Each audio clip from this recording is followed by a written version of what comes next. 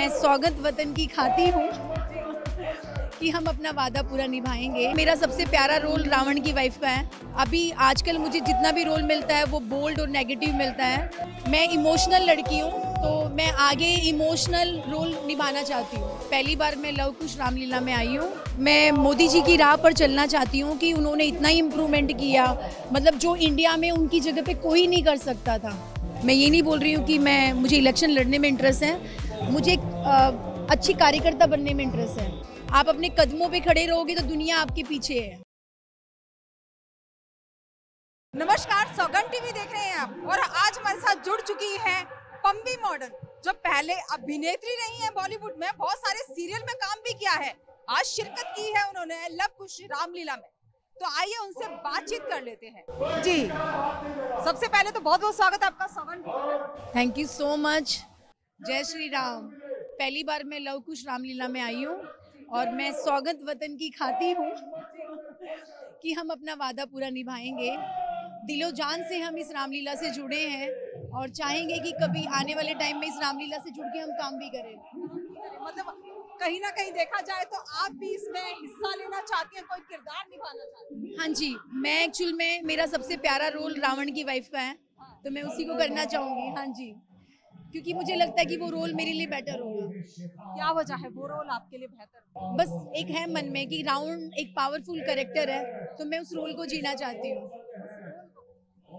अभिनय की दुनिया में ही उस रोल को जीना चाहती है, या अगर आपकी निजी जिंदगी देखी जाए उसमें भी आप ऐसा ही पावरफुल व्यक्तित्व चाहती है?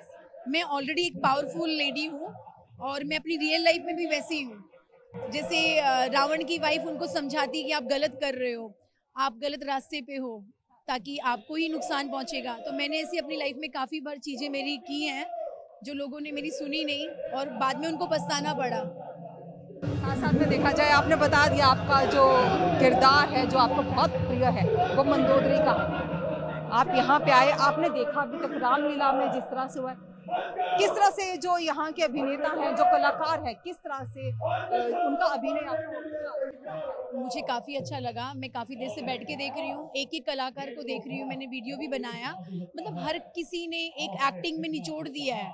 मतलब हर कलाकार अपने रूप में साकार है। काफ़ी अच्छा काम किया है और जो भी कर रहे हैं दिल से जुड़ के लोग कर रहे हैं। और अब हम राम मंदिर तो बनाने जा ही रहे हैं। आप लोगों के पास एक डेट भी आ चुकी है और इसी वजह से मेरा मन किया कि मंदिर बनने से पहले मैं रामलीला से जुड़ जाऊँ। साथ साथ में देखा जाए, आप अभिनय की दुनिया से हैं, कुछ 2 से 3 ऐसे सीरियल जिनमें आपने अपना किरदार निभाया। मोस्टली मुझे नेगेटिव रोल ही मिला है अभी तक, जहाँ तक मुझे याद है। लास्ट मैंने कॉमेडी क्लासेस किया था और अभी आजकल मुझे जितना भी रोल मिलता है वो बोल्ड और नेगेटिव मिलता है। मेरी शिमारू में वेब चल रही थी, तो अय्याश बहू की कहानी, मतलब उस टाइप के रोल ज़्यादा मिलते हैं मुझे नेगेटिव। हाँ, जो मैं रियल लाइफ में नेगेटिव नहीं हूँ। I am very positive person. मैं इमोशनल लड़की हूँ तो मैं आगे इमोशनल रोल निभाना चाहती हूँ। साथ साथ में देखा जाए, अभिनय की दुनिया से है लेकिन आप राजनीति में भी कदम रख रही हैं। हरियाणा से आप बीजेपी के साथ जुड़ रही हैं, उसके लिए क्या? मैं उसके लिए कहना चाहूँगी, एक्चुअल में ये चीज़ें आप समझिए कि मेरे परिवार से ही हैं। पापा भी राजनीति में थे, उन्होंने मुंबई से इलेक्शन लड़ा, हरियाणा से लड़ा और मेरे पापा मुंबई में 50 साल से टेक्सटाइल के ऑनर हैं। उसके साथ वो हरियाणा के लिए एक बहुत बड़े सोशल वर्कर भी रहे हैं। उन्होंने हरियाणा में काफ़ी कुछ काम किया है। तो भी पापा रिटायर हो चुके हैं, तो उनका सपना आगे मैं साकार करना चाहती हूँ। तो बस स्टार्टिंग से था मेरे लिए। मैं जब छोटी थी, स्कूल में थी, तभी से मैं थोड़ा सा जुड़ी हुई थी कि एक गर्ल्स एजुकेशन पे मैं कुछ काम करूँ। दोस्तों क्या है ना, हमारा हरियाणा मोदी जी की वजह से इतना इम्प्रूव हो चुका है। बेटी बचाओ बेटी पढ़ाओ जो उन्होंने एक नारा लगाया, उससे इम्प्रूवमेंट तो हो गया है। आई थिंक 75-80% इम्प्रूवमेंट हो गया है, लेकिन उसके बाद भी आई थिंक मैं काउंट करके आपको नहीं बता सकती हूँ कितना परसेंट इम्प्रूवमेंट करना बाकी है।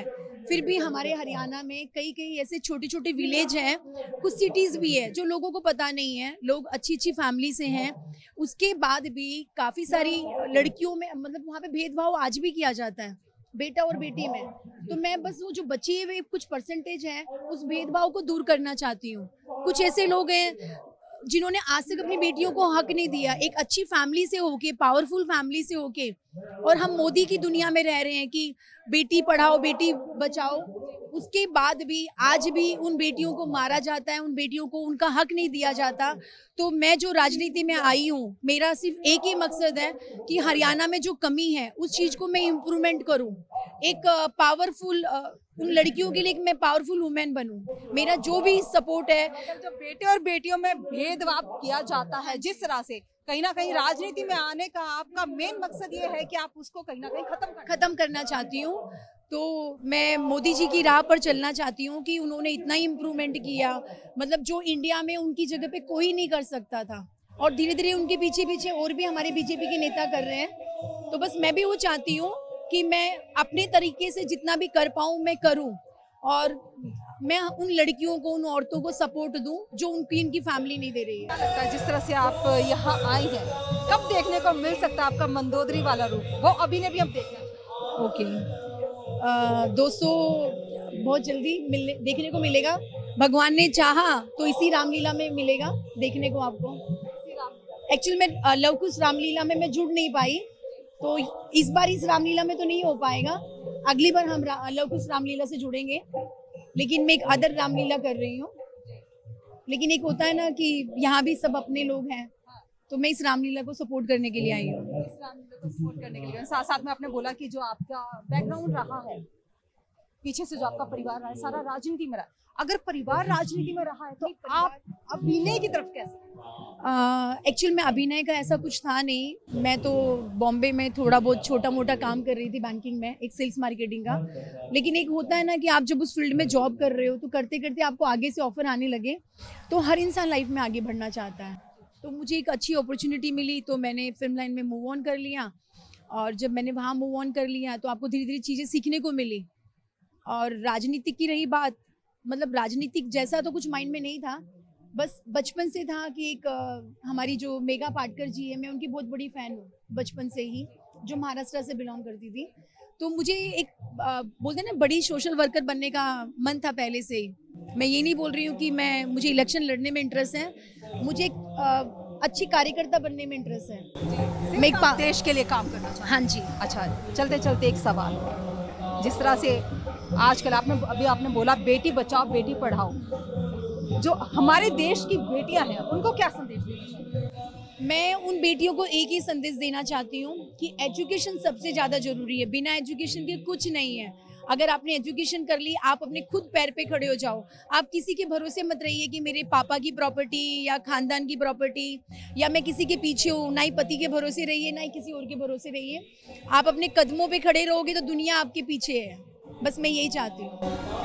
आत्मनिर्भर बनिए। जिस तरह से बेटी बचाओ बेटी पढ़ाओ बोला जाता है, वैसा ही कुछ कहना है पम्मी मॉडल का। इस खबर में फिलहाल इतना ही। देखते रहिए सौगंध टीवी। आप देख रहे हैं सौगंध टीवी, सौगंध वतन की।